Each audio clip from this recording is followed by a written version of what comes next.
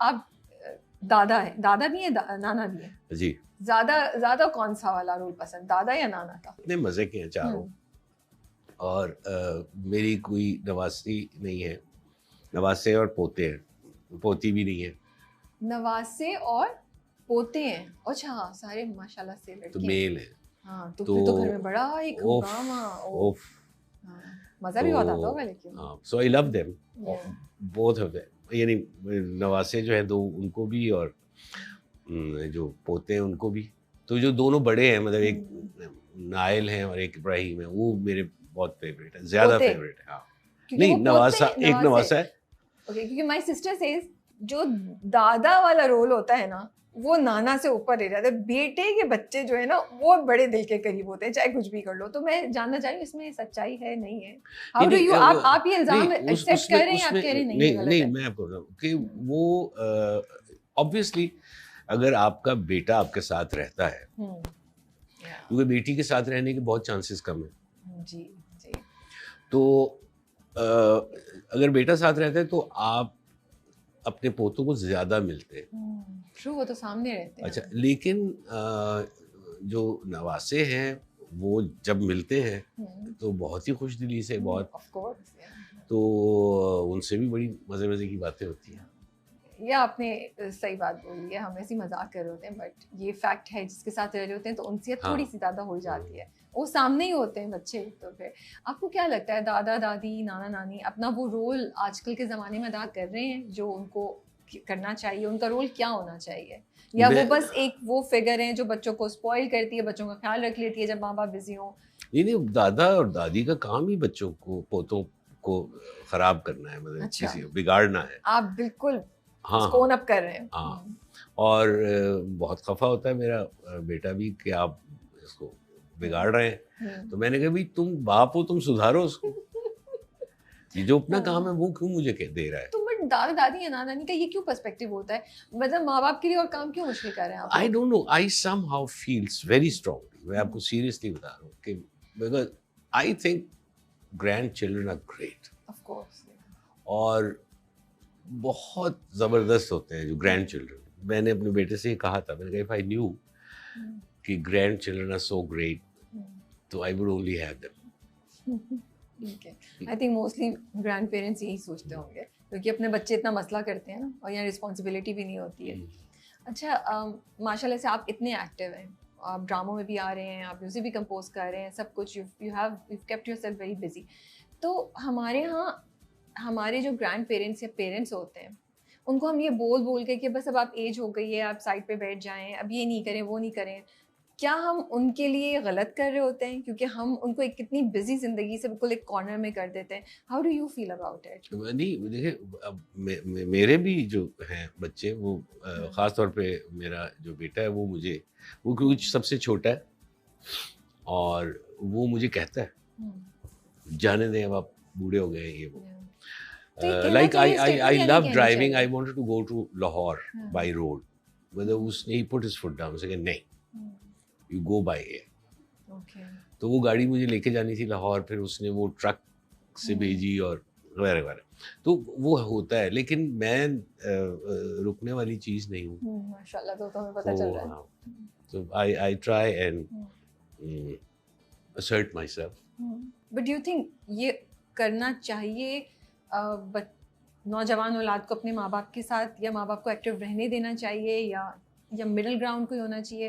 Because I feel, मैं अपने parents को देखती हूँ, मुझे लगता है कि शायद जितना वो बिजी हैं वो उतना उनके लिए अच्छा है। हमने ये कह के इसको इतना बड़ा इशू बना दिया, एज को और स्टेज को। दे आर हेल्दी एक्टिव, तो वो क्यों नहीं ज़िंदगी में अपनी जाएं, उनको क्यों हम कॉर्नर में कर दें? And may be that is the reason हमारे यहाँ बहुत से लोग उस एज पे जाके ज़हनी तौर पे नीचे जाते हैं, क्योंकि कुछ करने को नहीं होता। नहीं, वो मेरे ख्याल में ये बिल्कुल उनको इजाज़त देनी चाहिए, और जो बहुत ज़्यादा फोर्स करते हैं अपने पेरेंट्स को, वो कोई अच्छा काम नहीं करते। और थोड़ा सा पेरेंट्स को भी अपना पेरेंटहुड दिखाना का चाहिए, जो वो है उसको कायम रखना चाहिए। होता तो भरम ही है, मतलब करते वही है बच्चे, जो आप जिससे आप मना करेंगे कि यार ये ना करना, वो वही करें। तो इसलिए लेकिन ये कि I am very happy and I am very lucky also कि मेरे बच्चे को इतना वो नहीं है, मतलब they actually take some pride also in what I do. Of course, माशाल्लाह। सो मीम से मोहब्बत, दादा का बड़ा अच्छा रोल था, बड़ा मज़ा आया जब जब दादा रोशी को एडवाइस कर रहे होते थे, कुछ लास्ट में बड़ा हो रहा था, आपने तलहा को नहीं डांटा, खाली रोशी को डांट दिया आपने। देखिए हुआ ये कि दादा वाज वेरी फॉन्ड ऑफ रोशी, क्योंकि वो उसकी तबीयत ही ऐसी थी कि वो बिल्कुल वक्री टाइप की लड़की थी और उसकी अपनी सोच थी, बहुत इंडिपेंडेंट तरीके से सोचती थी, और वो सब उसको मना ही कर रहे होते थे कि अच्छा ये ना करना, अच्छा वो ना करना, एंड दादा वाज द ओनली वन जो उसको हाँ, और वो उसको अपने दायरे में रहते हुए वो उसको जितना ढील दे सकता था वो था, तो वो एक बॉन्डिंग थी दोनों में। तो जहाँ पे जैसे ही कोई क्राइसिस क्रिएट होता है, मतलब वो यानी जो मैं समझता हूँ कि जो रोशी की जो कहानी थी उसका जो कैटलिस्ट था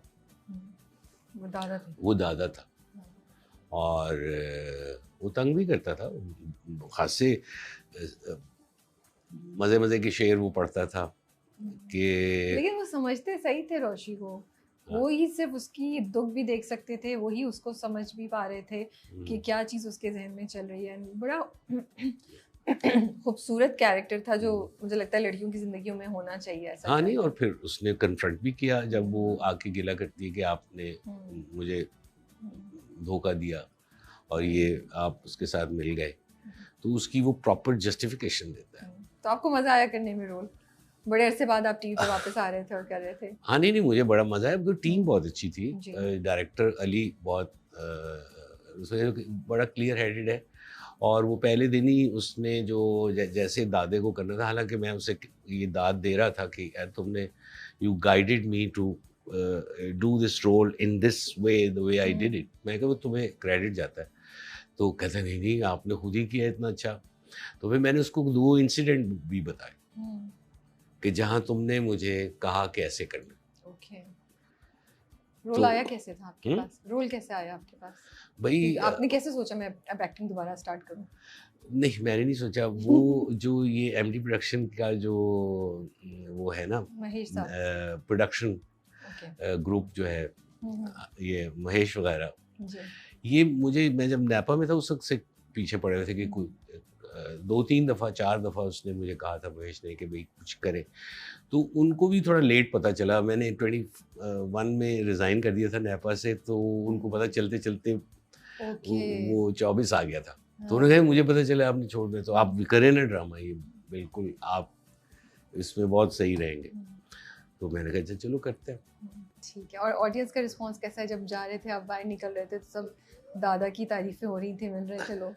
हाँ, मतलब काफ़ी मुझे लोगों ने, मतलब एयरपोर्ट्स के ऊपर, the loveliest thing was said to me by a girl, वो she came and she said कि आप के साथ तस्वीर उतरवा लूँ। मैंने कहा हाँ ज़रूर उतरवा लें। उसने तस्वीर उतरवाई, उसने शुक्रिया मेरा अदा किया, और फिर थोड़ी देर देखती रही। उसने कहा कि दादा ऐसे होते।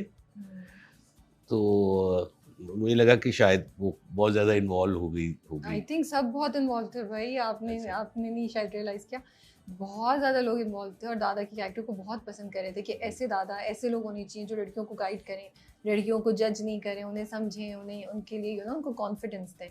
और परवरिश में भी माशाल्लाह से अभी जब आपका जो चल रहा है वो भी बड़ा अच्छा रोल है, वो भी बड़े मज़े का है, वो भी बड़ी बैलेंस करने की कोशिश कर रहा होता है नई जनरेशन अपने बेटों को, पोते और बेटों के दरमियान। हाँ नहीं, ये जो जनरेशन गैप होता है, हालांकि जो इमीडिएट जनरेशन है उसमें चांसेस ऑफ मिसअंडरस्टैंडिंग ज़्यादा होते हैं, और जो यानी एक जनरेशन बीच में और उससे पहली जनरेशन के लोग जो हैं वो किसी और तरीके से यंगर जनरेशन को देखते हैं, विच आई थिंक इज़ फाइन। ये रियल लाइफ में भी ऐसे ही होता है। सही बात है। सो ये भी आप जब इस वाले ड्रामे में परवरिश में काम करें तो सारी कास्ट बड़ी यंग है, तो कैसा होता है इन लोगों के साथ काम करना? मजा आता है? इसमें तो सबसे बड़ा जॉय जो है ना परवरिश का, for me, is that it is directed by one of my students at NAPA. Yes, Meesam आपके स्टूडेंट? ओह अच्छा। तो आप उनको डांट के नहीं मैं ऐसे नहीं ऐसे करूंगा बिल्कुल भी नहीं। मैं मजाक उससे कर रही हूँ। हमेशा वो जैसे ही मुझे कहते हैं कि जी we are ready, so I